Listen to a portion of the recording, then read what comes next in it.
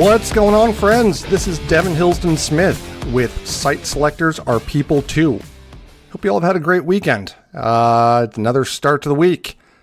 Another week, another opportunity to make a difference in our communities and for our clients. Last time, we're just going to jump into this. Last time we went over the life of a site selector, right? How do we as site selectors do what we do?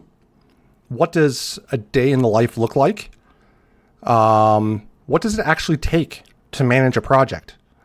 Now, one thing we didn't talk about, and I made a note in the episode description section, we didn't talk about how site selectors are hired, how they get clients, how they get projects, how they get paid. That's going to be a whole separate episode. I think that topic is worthy of its own standalone episode. So we will get into that. But today we're going to flip it around and we're going to kind of go through the same format as last time for the life of a site selector. And I'm going to go on the Wayback Machine here and go back and put my economic developer hat on. And we're going to do today the life of an economic developer. I think this is going to be, well, let's just get into it here. So we've gone over what an economic developer is, right? Economic developers are those professionals that, their main purpose is to further economic growth within their respective communities. What's interesting, though, is that as an economic developer, you can work for a whole host of different types of organizations. The default organization that we think about would be quote unquote traditional economic developers working for either a state level economic development organization, a local level economic development organization, or in some areas, potentially a regional economic development organization. In that case, if you're at the state, you're typically hired on salary, and your pay comes either from the general fund of the state that the legislature appropriates, or through a specialized form of revenue, like certain states have, for example, in Ohio. However, at the local level, you're not typically hired on salary by the government entity that covers your jurisdiction. Sometimes you do have economic development directors embedded within cities or counties, but more often than not, you would work for a 501c6 nonprofit that is on contract with if you're a local economic development organization, with the county, maybe the cities and towns.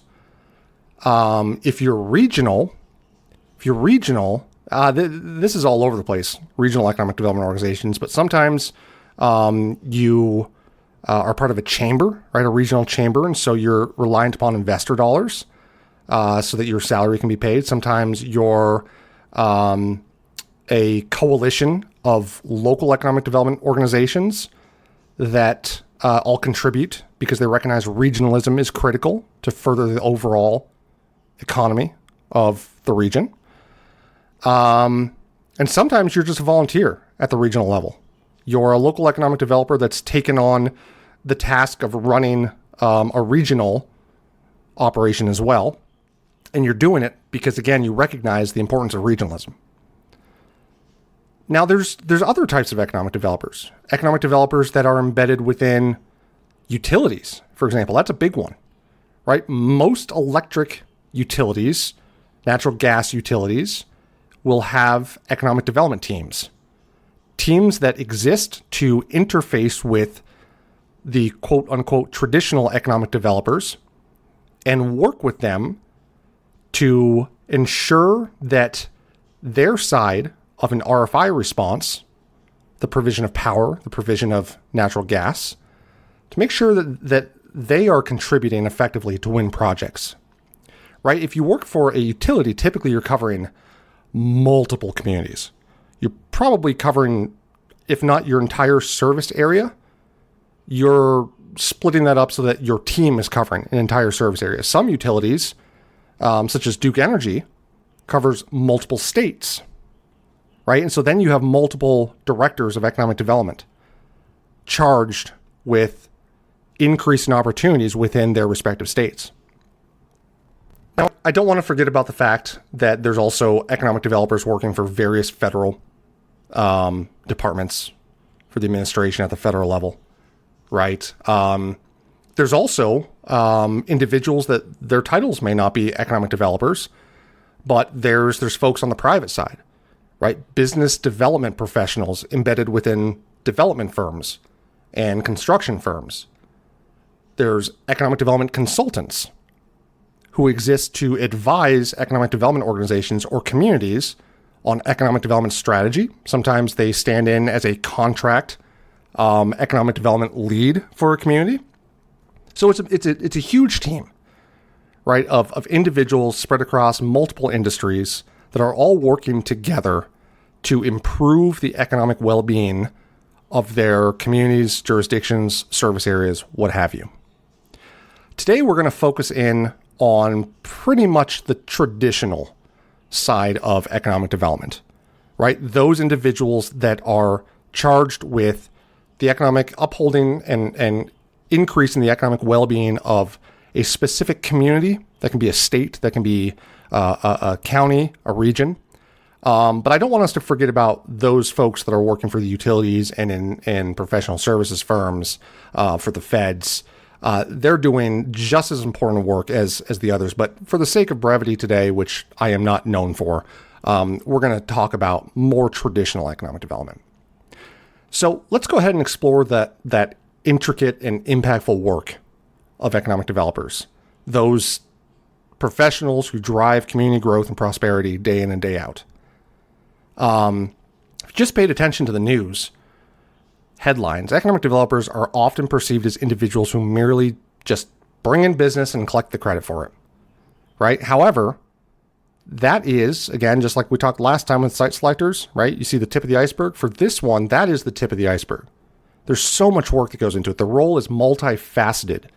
It's essential.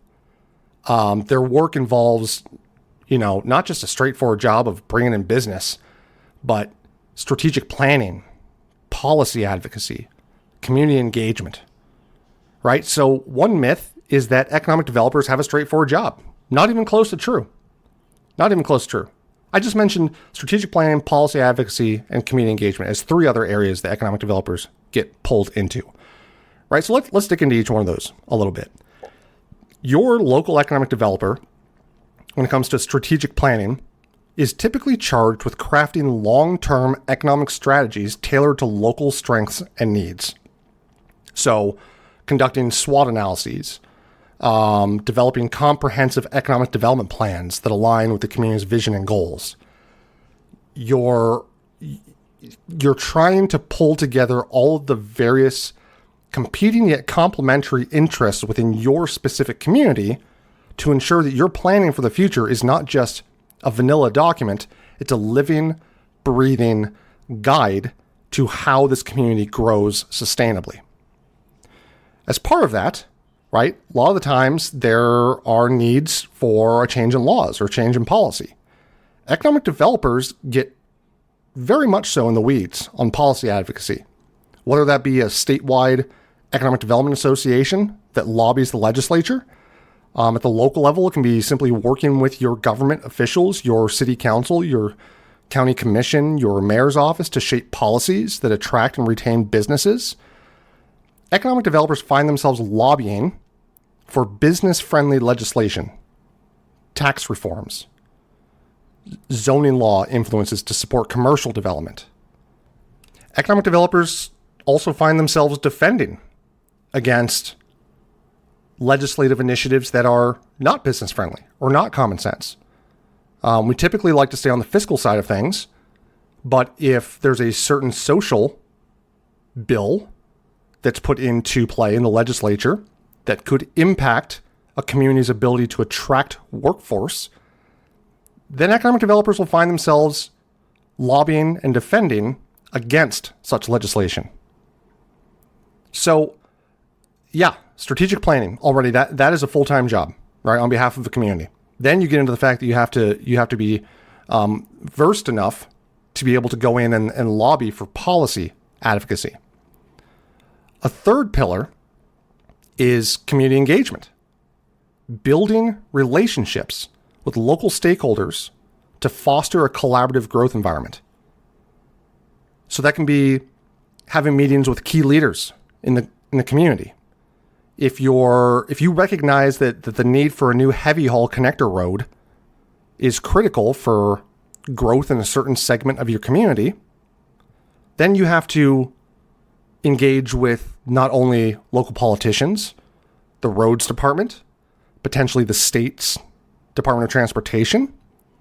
You have to engage with professional services firms, engineering firms, construction firms, financing entities.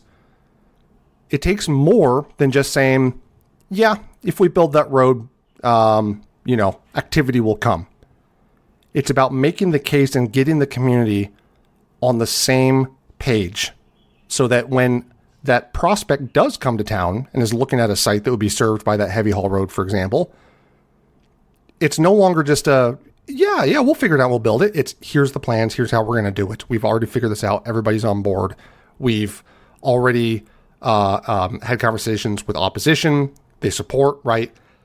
So economic developers then will host public meetings, workshops, forums to gather input from residents and businesses, ensuring that development plans reflect the community's needs and aspirations. We talked in a prior episode about how a lot of the work that an economic developer does behind the scenes is, well, it's secretive in nature due to confidentiality needs. But there is an opportunity for the public to interact so long as the economic developer is hosting forums and giving the community an opportunity to weigh in on what direction the economic developer should be going, what industries the economic developer should be attracting or staying away from. Right? As a site selector, I don't like asking questions like, what are your targeted industries? I prefer to ask economic developers, what are those industries that are not going to fly in your community? Right? What are your no-nos? Where are your NIMBYisms? And for an economic developer to be able to answer that question effectively, they have to have listened to their community. You have to be proactive on that front. Because if you're reactive, trust me, it can go horribly. Right? Again, getting all the way through a project, making all of these promises to a prospect, saying how they're going to support that company's new investment. And then it's announced publicly and the community loses it. So it's important that an economic developer focus on community engagement. So this first myth versus reality that we went over, right? Economic developers having a straightforward job versus even just the three pillars that I referenced, all this other work they have to do behind the scenes: strategic planning, policy advocacy, community engagement. Economic developers are, to an extent, economic architects, right? So another myth versus reality. The first myth is that economic developers rely on gut feelings to make decisions, or they're only chasing headlines, right? Wrong. Again, I've been in the shoes of, I've been in those organizations, and it is not as simple as just chasing the numbers and chasing the headlines. Just like site selectors are heavily reliant upon data, economic developers are as well, just in a different way. Their decisions are still deeply rooted in data analysis and market research. For market research, economic developers, the good ones, analyze local, regional, national economic trends, including studying industry reports, labor market data, economic indicators to understand the competitive landscape and identify growth opportunities. Right? If you did want to answer that question that I don't ask, what are our targeted industries? You could very easily say things like, advanced manufacturing, semiconductor chip production, and automotive. Yep, well, you and everybody else, right? But what is your community truly primed and positioned for? And what is the best fit for the community? The only way to know that is to study, do your market research. Another area is data analysis. Utilizing economic models such as Implan to forecast growth and assess potential risks. Economic developers use tools like economic impact software, GIS mapping, predictive analytics, all of this to make informed decisions. It's not just about hosting community forums and listening to your partners and the leaders within the community. You are, as an economic developer, also you're looked upon as the expert when it comes to economic trends and growth forecasts and economic impacts, right? That is your bailiwick, where others will look to you and assume that you have done that work analyzing that data and that you're on top of it, that it's current. Another area that an economic developer makes their decisions, rooted in data analysis and market research would be something I already mentioned before, is impact studies. Conducting economic impact assessments to evaluate the benefits of proposed projects. These studies measure the potential economic benefits of a project, such as job creation, increased tax revenue, overall economic growth, and helps economic developers determine, first of all, is our toolkit of incentives modern enough to attract what we're looking for? Second of all, if we're talking to a prospect, what is our ROI, our return on investment? What's our cost benefit analysis? How much can we offer and still come out ahead, right? You don't want to give away the farm. You can't. If you give away more than the benefits that will be created by this new operation, unless you have some compelling reason otherwise, such as you can point to it's a catalytic effect for, a supply chain to come to town, or it's tackling a very tricky, blighted site in a very hard-hit neighborhood, you have to make sure that you don't go underwater with the amount of incentives you offer compared to the additional economic output from this new operation. So you have to be very data-driven. Another myth is that economic developers only work with large corporations, right? That's where the headlines come from. Now, that is true that a significant amount of an economic developer's work is rooted within responding to RFIs from site selectors that are representing large corporate interests, potentially looking to invest in their community. But in reality, economic developers also have to support a diverse range of projects, from small businesses to large industrial developments. For small businesses, economic developers have to provide resources and support to local entrepreneurs. This might include offering business coaching, facilitating access to financing, organizing network events, hosting ribbon cuttings when the new nail salon is opening up, right? If you don't have a strong ecosystem of small businesses in your community, you're not going to attract the large developments. And for good reason. You need to have a thriving community, and that is built upon small business activity, the health of the small business ecosystem. I can't say this enough. It's not about attracting the big mamma jamma automotive factory, right? Your key focus when it comes to your businesses is not attraction. It's expansion and retention of your existing companies. Period. And that includes your small businesses, your restaurants, your professional services firms. And that right there, if you have a small team in your economic development organization, that is enough for one person to focus on. Really, you need a team focused on small business and entrepreneurship. But that is a massive part of the world of economic development. Now, there are the large developments as well, where, as I mentioned, economic developers will coordinate with site selectors and corporations to bring major investments to the community.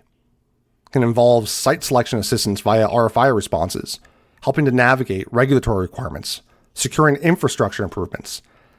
These are the more complicated one-offs, where it takes a lot of blood, sweat, and tears, focus, expertise, responsiveness to win these types of projects. So it could be very easy for an economic developer to get pulled down this rabbit hole over and over and over again because that's where the headlines are. And let's be real, if you have a contract with the city, the mayor wants headlines. But you have to balance that with retention and expansion and your small business efforts. But the large developments take a lot of time, right? You get an RFI that comes in and you coordinate with your team, you coordinate with your partners, you get responses, you push back on those that aren't good enough, right? You serve as the scrum leader. You're the central point of contact. Maybe you then have to send it back to the state who then submits to the site selector, or you submit it directly to the site selector. And then say you're fortunate enough to get a response. Well, then the company and the site selector, they're going to want more and more information. And you've already provided hundreds and hundreds of data points to them. Now they want to dig in. And oh man, now we're getting beyond the expertise of an economic developer, right? Talking about how the utility rates are structured, talking about how much it's going to cost to build a certain road through challenging terrain and topography. So you go through this back and forth, and it becomes slowly more of a negotiation. And then if you're lucky, they come to town for a site visit to actually see your community, see the site, have in-person discussions and negotiations, explain where they have heartburn or issues with whatever you've proposed as an economic developer. And this is the dance. This is the phase where you're kind of dating, trying to figure each other out, right? But if the project is real and moving fast, this can happen at a rapid clip, which means that you're hosting site visits, you're responding to requests for information, you're negotiating, you're reaching back out to your utility partners and saying, can we please find a way to get this rate lower? Can we find a way to bring the power to the site faster? State, listen, they're saying that we are one of the least competitive in the nation on this factor. What can we do? Getting creative. And then the final way that an economic developer serves as not just, a liaison with large corporations, large developments, is by establishing public-private partnerships, facilitating collaborations between the public and private sectors to drive developments. Now, these partnerships can lead to significant projects like mixed-use developments, transportation hubs, technology parks. This is creating the ecosystem, right? So it's not just about working with large corporations. That's part of it. Like I mentioned, large developments, RFIs. You have to focus in on your ecosystem, your small businesses, your public-private partnerships, even down to you don't have enough daycare facilities in your community. What are you going to do about that?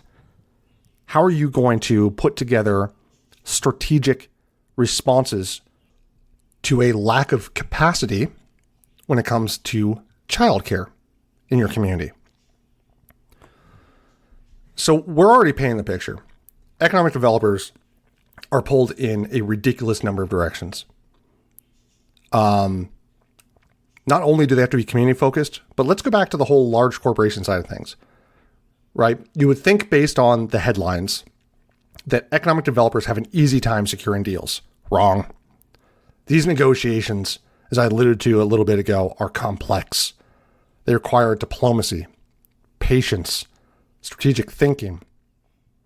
You have to keep all of your partners engaged as you're waiting for the prospect to come back to you. And when the prospect comes back to you, guess what?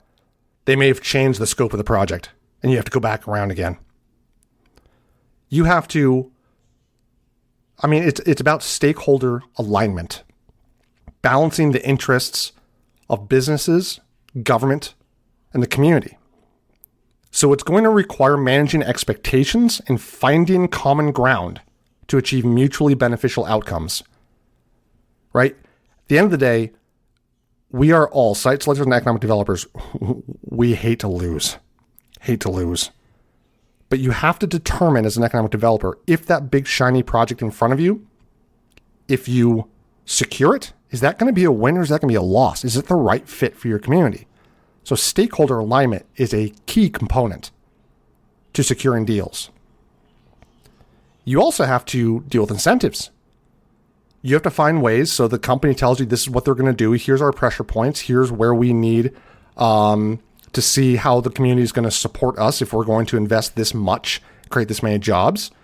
So as an economic developer, you have to secure tax incentives, grants, subsidies to attract businesses. If you're at the local level, like I said before, you're probably a nonprofit on contract with the community. And so you don't get to just sign off on a tax abatement. You have to navigate the process and support the project going in front of, let's call it city council, to ask for their authorization to offer tax abatement. So you have to secure the incentives. This involves negotiating with local and state governments to offer attractive incentive packages that make the community competitive. And so sometimes economic developers feel as though they're fighting against all fronts, right? They feel like they're trying to keep all sides together, pulling those ropes as tight as they can to keep everybody as close to centered as possible. You feel like at one moment you pick up the phone, the site selector is not pleased, or the company is not pleased with your offering, your potential offering for incentives. And so they're saying, dude, you're going to have to go back to leadership and figure this out. And you're going, oh gosh, all right, now I have an issue with the company. Well, crap, now I have to go back to the president of city council and see, can we even get this passed? So then the president of the city council is going, what are you doing? This is too rich, right? If they wanted to be here, they would be here. So you feel like you get stuck between a rock and a hard place. It's difficult. Oh, and by the way, you also have to secure agreements for the project. You have to help pave the way for negotiating terms of land use, land control, infrastructure development, utility development. Economic developers have to work to ensure that all parties are satisfied and that the development benefits the community as a whole. It can be challenging as an economic developer to determine what your role is when, for example, the prospect has been dealing with you day in and day out for the last couple of months. Well, now all of a sudden they're to the point where they need to have some very specific and hard conversations with the electric utility about capacities and about rate structures. At what point as an economic developer do you bow out and allow the private entities to negotiate with each other? Or do you stay involved as a mediator to ensure that nobody loses focus throughout the negotiations? It depends on the community, it depends on your role, it depends on all of the other dynamics. But that's a different way that economic developers have to serve as master negotiators. It is not an easy time securing these deals. Now we've talked about kind of the forward-facing, right? How an economic developer works with outside entities to attract them to their community. And so there's a myth out there that economic developers prioritize business interests and wins over community needs. And that couldn't be further from the truth. Economic developers' work is deeply rooted in enhancing community well-being. They work to create jobs, enhance quality of life, promote sustainability in their communities. For job creation, it's all about promoting projects that generate employment opportunities for local residents. Economic developers prioritize projects that create high-quality, sustainable jobs. It's not just about the headlines. It's not just about the wins. It's about quality wins. You don't go after every project that comes your way. Strong economic development organizations will have a matrix or a strategy that will help them determine, do we even compete for this project?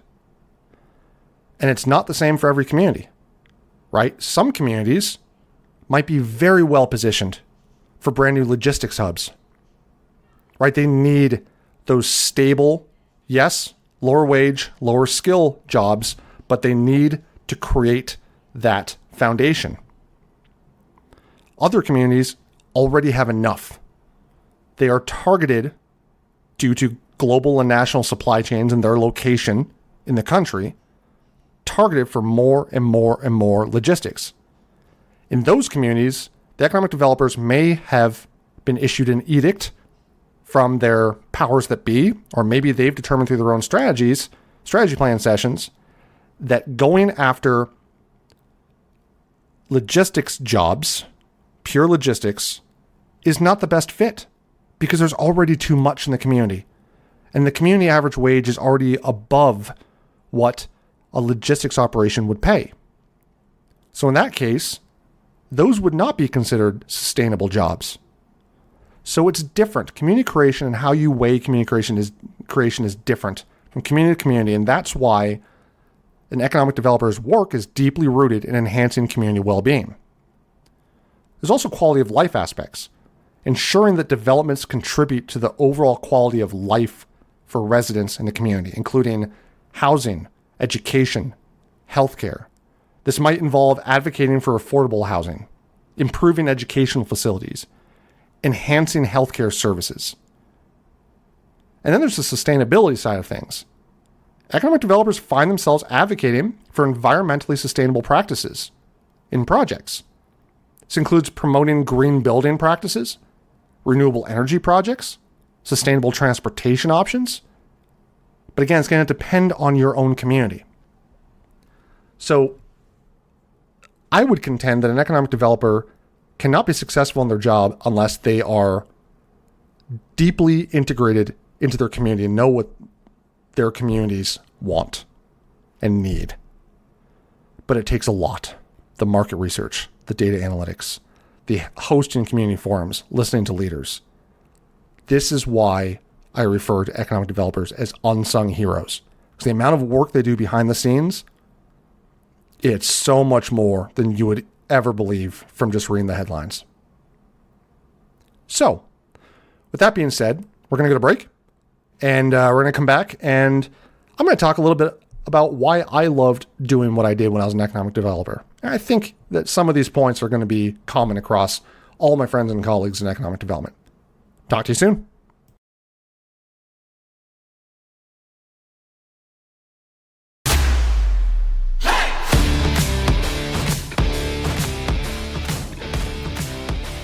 Okay, welcome back. By the way, I just noticed that the this little music reintro back into the program after a break, it starts with that. That just kind of made me jump a bit. I knew it was coming.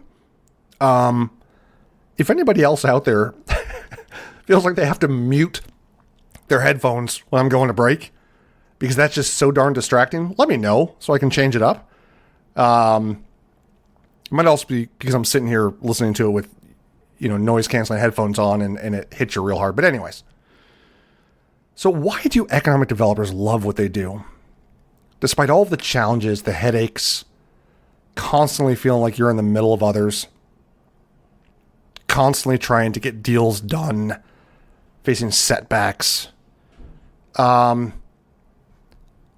number one reason, and this is why I ended up loving it, and it's hard to find reasons that make sense for everybody, because as I've mentioned on a prior episode, economic developers come from all walks of life, and most economic developers don't really know what they're getting themselves into in their first economic development job.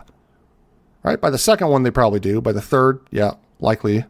Which, by the way, economic developers are affectionately known as nomads with briefcases, because a lot of the times economic developers will move from community to community, right? Get their work done, and another opportunity will pop up. But despite the backgrounds, the difference in backgrounds of economic developers, I think we all do what we do because we have an opportunity to make a difference. Our work directly impacts our communities. Our work directly impacts our communities. By attracting new businesses, supporting local entrepreneurs, creating jobs, improving infrastructure, enhancing quality of life, economic developers help transform communities and contribute to long-term prosperity. As Bryant Niehoff put it on my Stories from the Road with him, he does what he does. He chose to be in his community. But he does what he does because he wants to make sure that when his daughters grow up and they have an opportunity to choose where they want to live, he wants to make sure his community is good enough for them as well. And that's powerful. Being in a position where you can shape the future of your community, I mean, it's your home. Right? Look outside your window right now and just think about your community. You have as an economic developer, the opportunity to shape its trajectory for decades to come because of the role that you're in. It's a powerful position to be in when you think about community legacy and impact. They leave a lasting legacy by transforming struggling areas into thriving economic hubs like the Studebaker facility in South Bend, Indiana, that's been turned into a technology center, revitalizing neighborhoods for future generations. Economic developers' efforts lead to lasting improvements in the local economy and in their fellow neighbors, residents, families' quality of life. I think another reason why we enjoy doing what we do as economic developers is you get the opportunity to solve complex problems. I think most economic developers, like site selectors, thrive on solving complex problems. Whether it's finding the perfect site for a new business, navigating regulatory hurdles, securing funding and incentives for community projects. Every project presents unique challenges that require innovative solutions. And guess what? You're the person. You are the person who needs to figure it out. You might not be the decision maker, but you are the person who needs to figure it out. And so you have an opportunity as an economic developer to think creatively, to find solutions that benefit both businesses and the community. Like I said, it might involve developing unique incentive packages, leveraging certain areas of technology, creating new partnership models that didn't exist before. And you have the opportunity to put your problem-solving skills to work for your community. Another reason economic developers love doing what they do, at least for me, this was a big one. I loved building relationships. Building relationships with a diverse group of stakeholders, including business leaders, government officials, community members, because I understood that those connections are essential for fostering a collaborative environment conducive to economic growth. It's about community engagement. I found fulfillment in engaging with the community, talking about what we were doing, what we were going after, where we were excelling, where we were struggling, understanding the community's needs, working with the community to achieve common goals. And this involves actively listening to community concerns and incorporating feedback into development plans. I also enjoyed all of the... I had an economic developer ask me one time in my role as a board member for the Indian Economic Development Association, new economic developer, pulled me aside and said, Devin, how do I explain to my significant other that going out multiple times a week in the evenings for dinners or drinks or what have you is part of the job? Because it is, right? It's part of the job. And I didn't have a good answer for him. It's difficult because as an economic developer, your job is not 9 to 5. It's 9 to 5 plus. It's going out to events hosted by businesses. It's going out to community-centric events. It's, heck, when prospects are in town, taking them out for dinners. When politicians are in town, doing the same. It's part of the job, that networking side of things. Being seen, seeing others, getting to know one another. And a lot of the times that takes place over a dinner, over a cocktail, at an event.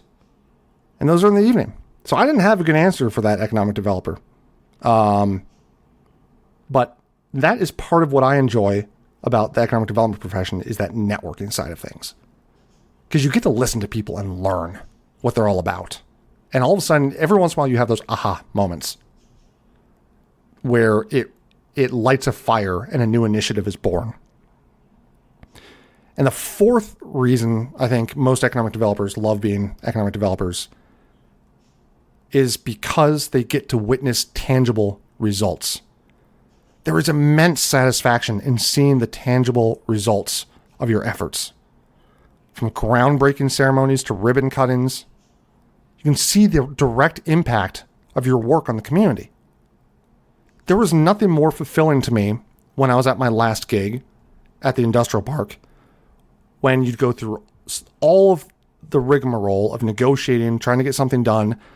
And some folks would say, well, Devin, the project's announced. Like, surely you can breathe easy now. No, I'll breathe easy when they close on the land. Oh, okay. Then they close on the land. Devin, you can breathe easy now. I'll feel better when I start seeing them turn dirt. Then they start turning dirt. Devin, are you satisfied yet? I'm not until I see that building going up. Got it. Satisfied? Not until I see them in operation. Right? You never know if a project's going to break down at any point. For me, the most fulfilling and satisfying moment is when you cut the ribbon and you start to see some of those employees that are working at that facility standing around. When you realize that those individuals now have potentially better jobs and better livelihoods and a better future for their family because of the work that you've done. And so we celebrate the success stories of businesses that we've helped to establish and grow, knowing that we've played a crucial role in those achievements. These stories highlight the positive changes we've helped bring about, right? It's sometimes hard to remember when you're stuck in the paperwork that the person down the street from you might be going through a tough time. And if only there was another opportunity in the community to put their skill set to use, they might not have to make some very difficult decisions. But what if simply by way of the work that you're doing, day in and day out, you can ensure that individuals like that, the guy that you pass driving down the street every morning, that he can go from a place of despair to a place of opportunity. It's a cool thing, folks. It's a very, very fulfilling position to be in. So I think that is why economic developers do what they do. All right, we're going to take one more break here, and we're going to come back and do a day in the life of an economic developer. See you in a sec.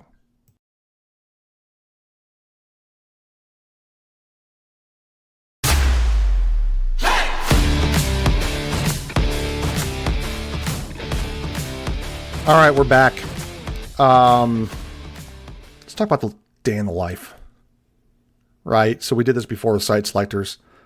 I will tell you as an economic developer, no day was the same. You would typically wake up assuming you think you know how the day is going to go, and you open up your emails and see that there's 3 different emergencies that you have to triage that came in overnight. So a lot of the time, the day of an economic developer is reactionary. That can be very difficult for some individuals, but as long as you know how to organize your time properly, you can still slog your way through the day as distractions come up. You're in a position with site selectors where you're typically in a hold and wait period until they ask for something, and then it's all hands on deck. So if you don't know when those requests are going to come through, you don't really know how to plan for them. So at least for me, a day in the life would have been kind of similar to what I mentioned for site selectors, right? Start the day trying to get your bearings. Maybe check the local newspapers, media sources, see what's going on. Clear out your inbox. Check off items from your whiteboard to make sure that you're up to date on your task list. Just getting your bearings, right? And not as many meetings and calls as I have these days as a site selector, but getting prepped for who's coming in to talk to us. Where am I going today, and who's my audience going to be? Do I need to be prepared for a media interview? Do I need to be prepared to speak to an advocacy group? Do I need to be prepared for a site visit that's coming in? All of that being said, you get prepared, but a lot of the times then my day, I went straight into project management mode. So opening up those active projects in my pipeline, those projects that were looking at my community. And for those RFIs we hadn't finished yet, following up with partners, checking to make sure that they were on task, making sure I was on task as well. It was about pulling together resources. And a lot of times I meant just picking up the phone and calling and shooting off emails and just pure project management. Well, but then you always have to pivot to the point where you're looking at non-project, non-economic development, site selector project work. And in that regard, that's where it's about building your database, building your institutional knowledge, looking at how things are done and figuring out a new way to do them. And sometimes that meant you had to take a look at the fact that your incentive process was flawed. And you have to sit down and determine how you're going to approach it. So drafting up white papers, doing research, checking in to make sure that the direction you're going isn't completely off base, pulling in members of your team to have collaborative discussions on marketing efforts. Gosh, that's another area we didn't even get into, is the fact that almost every economic development organization has a marketing effort to ensure that they're known beyond the bounds of their community, as well as within their community. I used to direct my public communications firm that our number one audience, because of what we did, was folks outside of our community. Because where I was at, most people within the community knew who we were and what we did. But I also told them that we can't forget we have another audience, and that's the community itself. So there's different ways that you have to message what's going on based on who your audience is. Marketing. That's a fantastic topic for us to touch base on another time. How do you market and get the attention of site selectors and corporate decision makers? Is it through print advertising? Is it through geo-fenced digital advertising? Yeah, we're going to get into that. Anyways, back to the day in the life. Again, no day is the same. It's getting your bearings, going through project management, filling out those spreadsheets for RFIs and drafting cover letters. It's going through long-term strategic planning initiatives and continuous improvement initiatives. It's meeting with partners and determining what's it going to take to get a certain piece of legislation passed. How do we ensure that with this project that we're not going to run into any hurdles with city council trying to get the tax abatement? Have we had a conversation recently with the landowner of that priority site that we keep putting in front of prospects, but we don't have control over it? Well, darn it, the last time we talked to the owner was 3 months ago. Probably want to touch base again. And we need to do it in such a way that, we don't scare them off and we don't set the wrong expectations. But yeah, okay, we need to talk to that site owner again. And, you know what? We need to check in on that transmission line project that the utility company is putting together. I wonder if that issue that we thought was going to arise, if we're anywhere closer to that finally festering. And then, hey, shoot, guys, I have to go. I'm supposed to be at lunch with so-and-so in 10 minutes. It's going to take 15 minutes to get there. It's a little bit of a personal dig. I was always late to meetings because I would sit there talking, look at my watch and go, yeah, I'm not going to get there in time. But even when you have that moment for a break in the middle of the day, typically that's not time for yourself. That's a point at which you have an opportunity to go meet with somebody else over lunch and either get to know them or rekindle your relationship or maintain your relationship. Or maybe that's an opportunity for you to ask for a favor, or that you're walking into that with them wanting to ask you for a favor. A lot of the work as well was fielding and responding to inquiries from local contractors, local professional firms that wanted to find ways to get more involved. How do we, as a local earth-moving contractor, ensure that when you announce a new project coming to town, that we can be considered?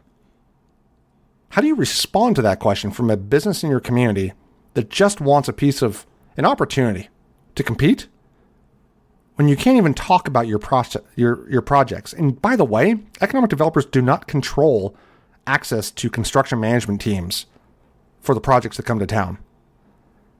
That was always a misconception that I found wherever I've operated, that folks assume that simply because I'm the one announcing a project, that if they reached out and they were an IT provider, that we could get them in with the right folks with the company so that they could provide all of their IT solutions.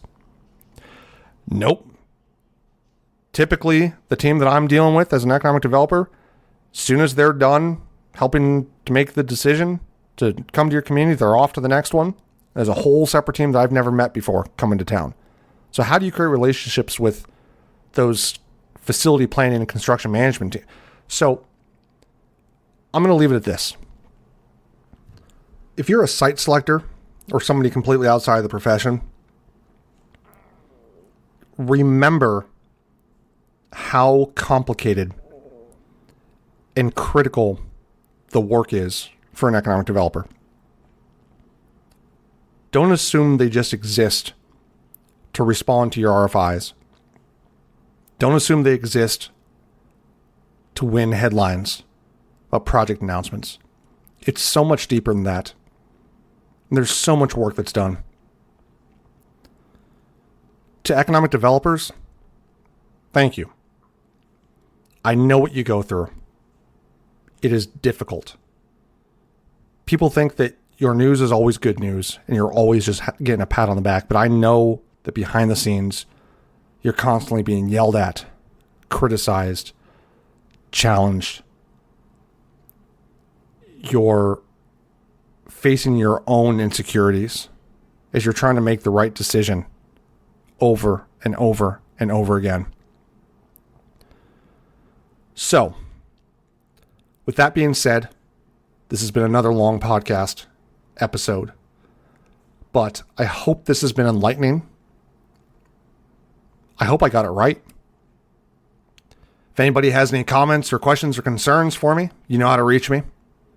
If you don't, just look me up on LinkedIn, Devin Hillsdon-Smith. Shoot me a message.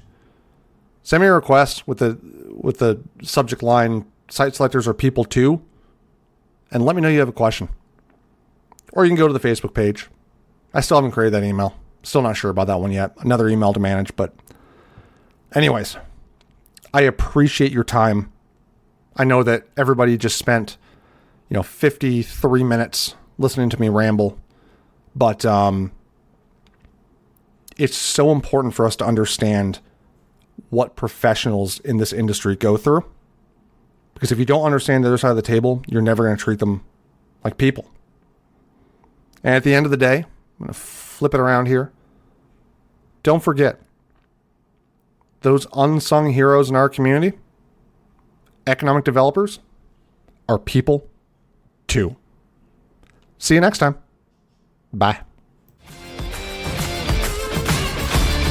Just a heads up, views expressed in this podcast are solely my own and are not attributable to any employers, whether past or present. Thank you.